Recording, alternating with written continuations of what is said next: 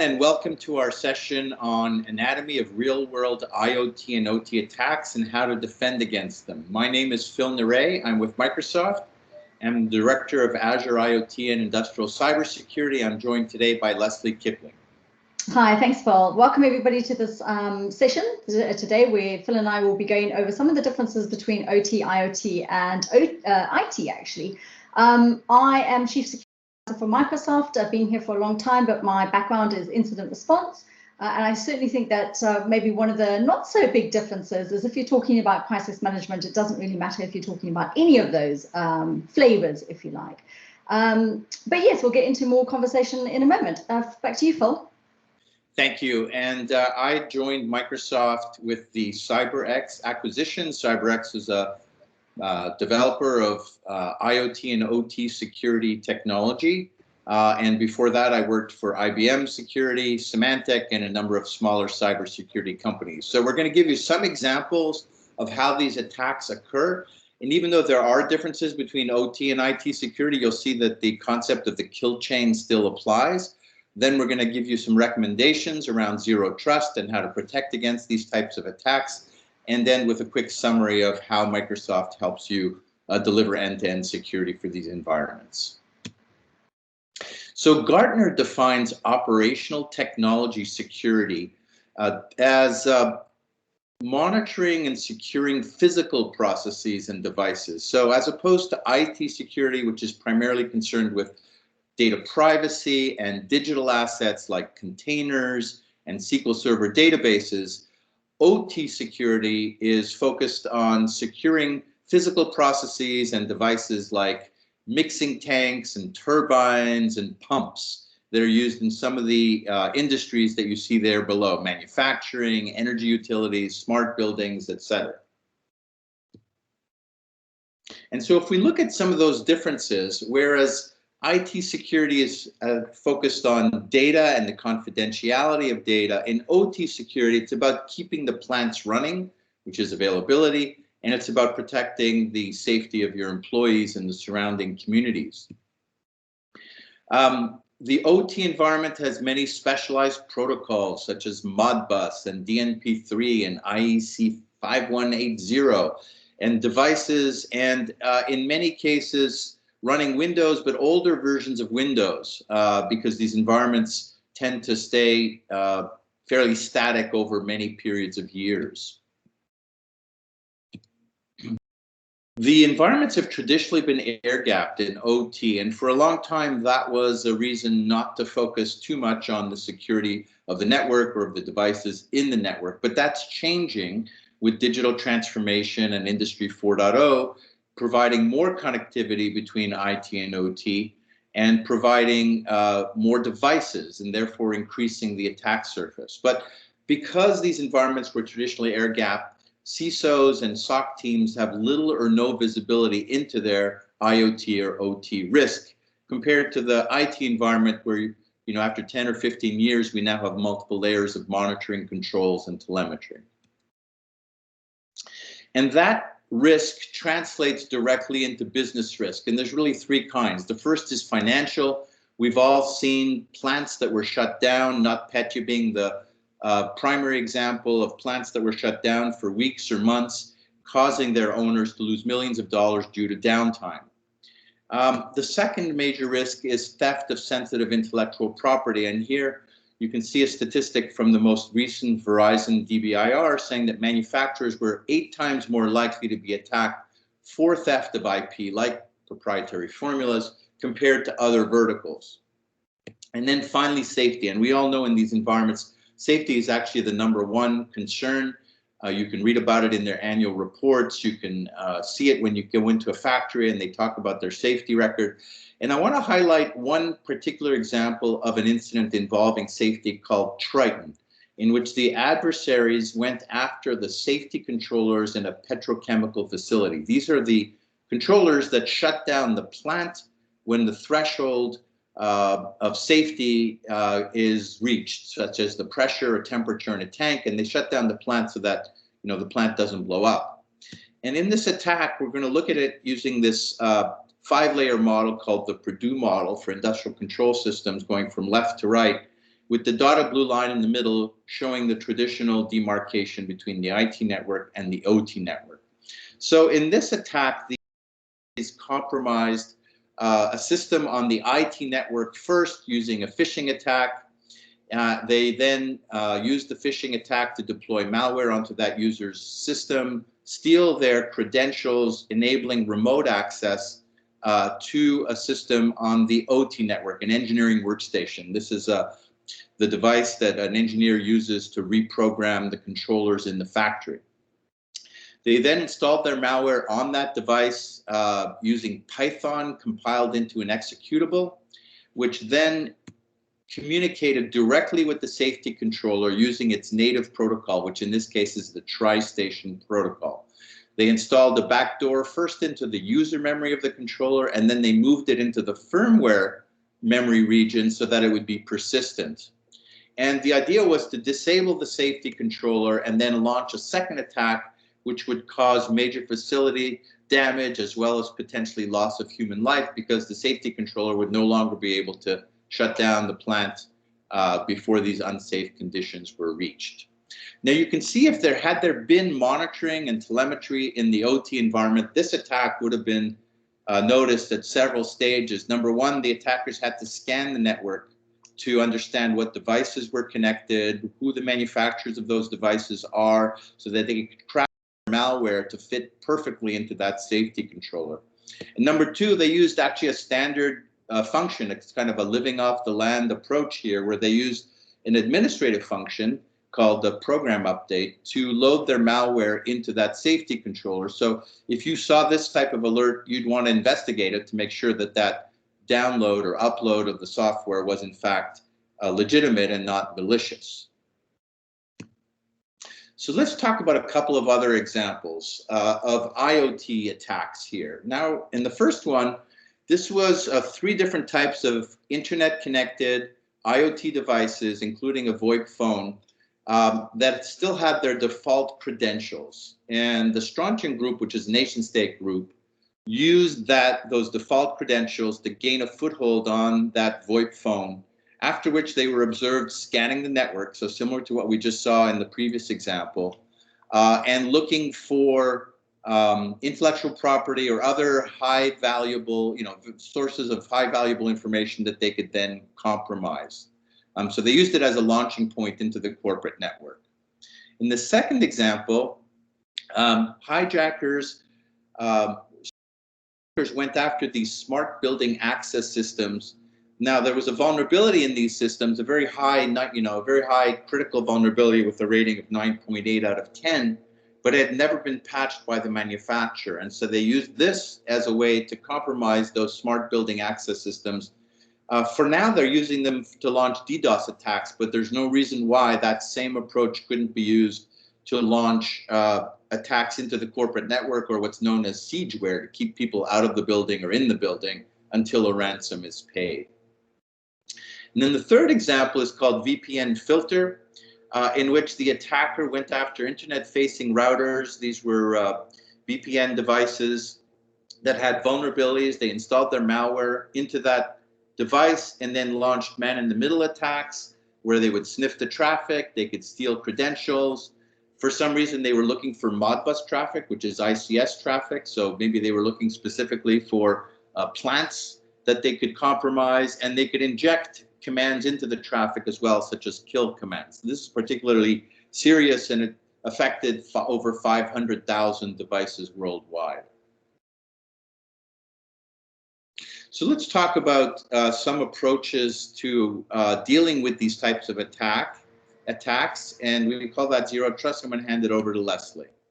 Thanks, Paul. It's interesting because, again, you mentioned VPNs, and of course, in these days of remote working and COVID-19 and lockdown, VPN usage has gone up hugely. I think there's been 2 perhaps inadvertent impacts from the use of VPN. One is, of course, the attackers are now focused on VPN attacks. The second thing is that we've seen security groups actually try and hairpin or backport all of the data that you would normally get in the cloud in a way to be able to see that on-prem. So if you think about that as being an impact to your end users from a productivity perspective, that's not necessarily a good thing. So as you mentioned, Zero Trust is really the Microsoft focus on how we start to think about, it's a strategic framework, I would say. I use it as kind of an overlay conversation for the technical aspects. And the reason I make that distinction is because very often I'll have customers say to me, so you tell me what Microsoft products there are that fit into the Zero Trust networking concept. And I think that that's the right answer is this is a concept. There's nothing really that you can bring to the table and say, this specific product, unless of course you want to say all of them, because I think this is really a focus on more to do with identities, I think, and that's really the difference from the Microsoft perspective versus somebody like Google Beyond Core paper that they wrote, which is we think of it from the identity down versus the network up. And the reason for doing that is that the attackers are now focused on identities in a huge way.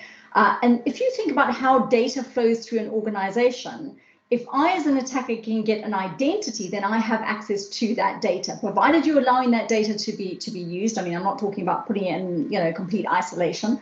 And I'm not saying that network segmentation isn't something that you should focus on, but I certainly think that there may be a side-by-side approach to thinking about how you do Zero Trust. So as I say, in Microsoft, we really have those identities or entities that we focus on. And in this particular case, there's 4 of them. There's myself as a user.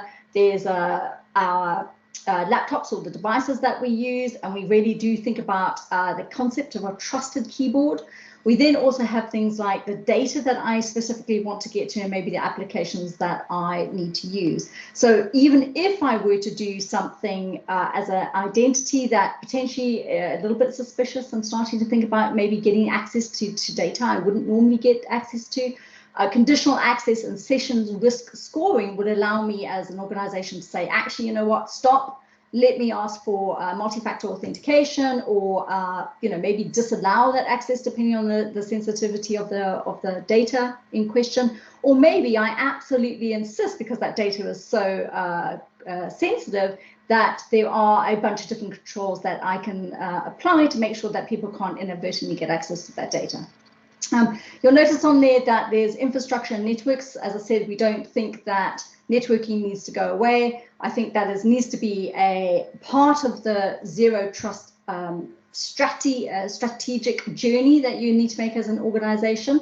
But that really gives us the concept of how we think about layering those different controls for the different aspects from the Zero Trust perspective. So when I mentioned conditional access and session risk scoring, that really is the Zero Trust policy engine that is the center of all of those determinations that we make from a user behavioral analysis or analytics perspective, again, from an identity perspective. One of the other key concepts on here quickly is visibility. If you can't see it, you can't protect it. So of course, that comes back to what Phil was saying right away from in the beginning, which is we need the visibility into some of these things. So going forward, on the next slide, we really want to talk about the recommendations that we have to give you. Think of it from an assumed compromise perspective. So essentially, the bad guys are already inside the organization. Again, Phil, it depends on which report you read as to how long those attackers have been inside the organization before they're found, which is, again, back to visibility. But we want to make sure that we are verifying explicitly and making sure that we do apply things like the basic hygiene. Again, a conversation I have frequently with my customers is, there's something really new and shiny as an attack that's happening out there, and people focus on that and they don't focus so much on the basic hygiene. So that hasn't gone away for as long as I've been doing this, which is, in the 19-odd year. One of the benefits, if you like, of cloud scale is thinking about that continuous monitoring and the ability to be able to very quickly detect that something's happening and do something about it. So instead of waiting for the 200 days essentially to detect that somebody's inside the organization, because they tend to focus on identities. And back to your point again, Phil, about the kill chain, is we see them do the same sort of things over and over again, which is get access to inside the organization, then they'll do lateral movement, they'll elevate their privileges, and these are all things that we should be able to detect as anomalous and do something about it. So one of the key concepts that we have, certainly from our Cyber Defense Operations Center, which is our SOC internally at Microsoft, is thinking about the 8 trillion alerts that we get and how we do something with that. So the ability to do the automated incident response is key to thinking about how quickly we can do that mean time to remediate, which at Microsoft is around about 6 minutes, if not a little bit less than that at the moment. So mean time to resolution of under 6 minutes is really down to machine learning. I'll have a conversation a bit in a bit. But really, one of the key, one of the reasons why CyberX, we bought CyberX on, is that they were actually protecting our data centers as well. So we have a head start in terms of thinking about how we integrate that signal back into our SOC, pulling all of the signal from all of the disparate areas to do that. So hopefully that gives you a little bit of a very quick view, very high level view, if you like, into zero trust networking. Back to you, Phil. Great, thanks, Lesley. So let's talk about Microsoft's approach to delivering end-to-end security for both IoT and OT. Number one, Microsoft is making major investment, billions of dollars in security, and has over the years accumulated a portfolio of best-of-breed products, as well as having an integrated best-of-breed platform. So it's not a choice of one or the other, but we can provide both. And these are some examples here of where Microsoft Security is a leader in 5 different Gartner Magic Quadrants, and we're continuing to invest. And the acquisition of CyberX was, again, in the direction of acquiring best-of-breed products that then become integrated with the overall platform. And one very important part of how Microsoft helps you with end-to-end security is a unified SecOps experience. The idea that you can gather information from many different sources, including the trillions of signals that Lesley mentioned before, put them into an XDR, extended detection and response system, apply machine learning to make sense of it all. Lesley, do you want to join in here? Yeah, certainly, thanks, Phil. So this is exactly kind of where I was thinking about going with the Cyber Defense Operations Center, as I mentioned, our internal SOC. Here, fourth, I'm going to call it CDOC because it's quicker, right? But essentially, one of the concepts that we have in the CDOC is that swivel chair analytics. So if you think about how the potential impact to slowing down an investigation is, if you have to look at a bunch of different consoles to be able to see something, that's going to add time to the investigation. So we've really tried to do a amalgamation, or essentially think about consolidating some of the consoles that we had in the past into what you're looking at from a screen perspective. So if you think about Sentinel as being the overarching overlay again, for some of the actual product technologies that Phil mentioned of, kind of the best of breed approach that we have for some of those products there. One of the underpinning amount of that is again what we refer to as an intelligent security graph, because that is really it's kind of an inadvertent global sensor network that we've had, and perhaps one of the world's largest. But essentially the ability to be able to see how quickly some of these things are anomalous, and really moving away from indicators of compromise, which I think are very useful for about 5 minutes in an investigation, to thinking about indicators of anomaly and the tools, techniques, and procedures that these attackers are using. To machine learning, which, as I mentioned before, is really beneficial in terms of taking all of that data, that 8 trillion signals that we get on a daily basis, and applying machine learning so that out of the back of that, there's something like a 90% true positive rate, because you can imagine there's no human being who's going to be able to look through that sheer amount of data. So The scale of the cloud is good from the point of view as it gives us the very quick ability to be able to detect and do something about it. The scale of the cloud is also a con because there's such a huge amount of data. So we have this concept called data gravity, which is essentially you leave the analytics where the data is. Don't try to keep moving huge sums of data around because that's just going to break you from the point of view of an analyst. But in terms of machine learning, really, if you think about some of the traditional correlation engines that we've seen, they assume that the attacker will take one path to their goal, which of course is not necessarily true. They also assume that that attacker will follow a static kill chain as the attack path is executed. I managed to get from A to B, so I'm going to go on to C. And that all the information is present in the logs to be able to catch the attacker from the point of view of looking back from a historical investigation. Now with Fusion, we use an iterative attack simulation. So fundamentally thinking about how the potentially different paths that the attacker is going to use or has been using. And we do that by simulating these different attack paths by using iterative Markov Monte Carlo simulations. We also think about the probabilistic kill chain model. So actually, is that little indicators that part of the same kill chain as part of something else, as maybe the attacker is using that we can correlate all of that information together and actually come up with an incident instead of looking at individual alerts, which, as I said, is very time consuming. And then we use a bunch of different advances in graphical methods. So there's a bunch of connectivity information along the kill chain to think about how we would detect novel attacks. So to the point that 90% true positive, you know, the vast majority of those attacks are detected by machine learning because they're using a specific pattern that we've seen before. And so actually we just let machine learning do what it does and basically close down the incidents as quickly as possible and actually break the attacker kill chain at that point. So hopefully that gives you a little bit of an insight into our CDOC. And again, there's a lot of information, blog information out there if you want to know more about that. Thanks, Phil. Back to you. Thank you, Lesley. And you can see here where Azure Defender for IoT is a specific module in this overall platform for protecting IoT and OT devices using a deep understanding of how those devices operate. And so now I'm going to do a little bit more into showing all the different products that Microsoft offers to help you defend your IoT and OT environment. Starting at the top left with Azure Defender for IoT, which is based on the CyberX technology. It's an agentless approach. It monitors the network layer, has a deep understanding of those devices and their behaviors, so you can quickly identify unauthorized or suspicious behavior.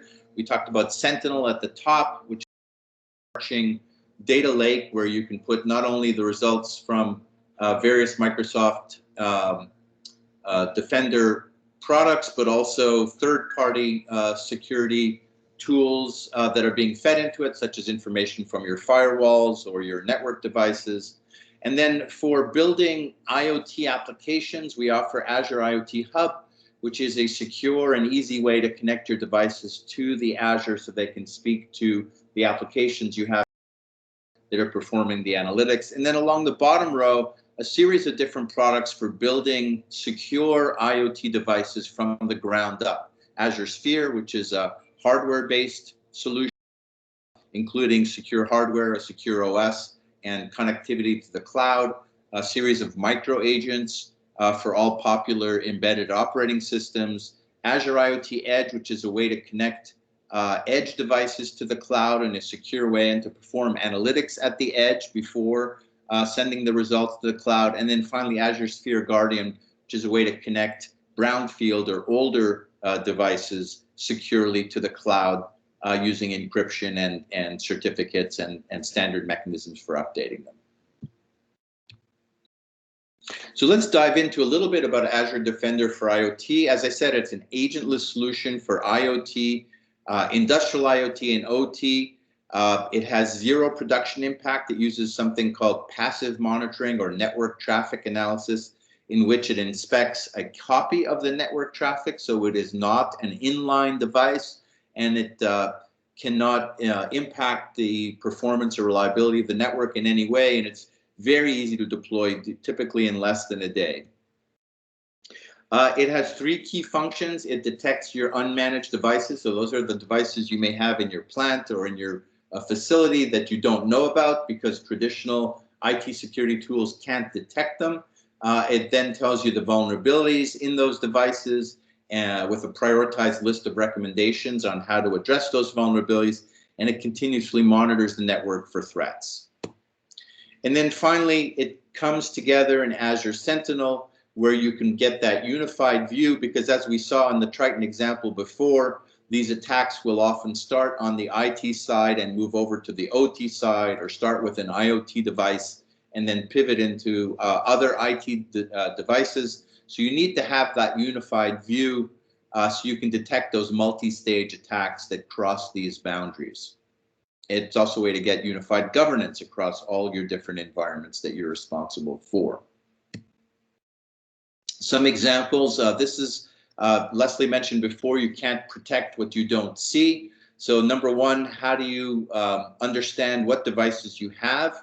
In this case, we're showing some PLCs from our programmable logic controllers. We're showing some EWSs, engineering workstations, some of the devices you saw in the Triton attack, arranged in the Purdue model, this time in a vertical format, and showing how the network is configured and which devices are talking to which. You can dive into any particular device and find out what type of device it is, who the manufacturer of that device is, what protocols they're using, etc. And then there's a vulnerability report that tells you what are vulnerabilities and open ports that might be things you can close in these devices and how to approach those vulnerabilities. And then finally, alerts such as this one telling you that the firmware was changed, which, as you recall in the Triton attack, was one of the ways the adversaries got their malware into the controllers.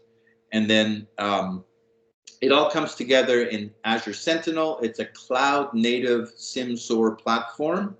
And of course, the benefits of cloud-native are understood to be scalability, simplicity, continuous updates, and into this, we also provide the trillions of signals and the threat intelligence that Lesley talked about. And then we've done a number of things to improve Azure Sentinel from an OT specific point of view. It's getting very deep contextual information from Azure Defender for IoT, not just about what type of threats were detected, but what devices were involved in the incidents. Number two, it's getting OT-specific threat intelligence from Section 52, which is our in-house research team specifically focused on OT campaigns, malware, vulnerabilities, and adversaries. And it's getting a series of OT-specific SOAR playbooks to quickly respond to OT incidents with an automated response.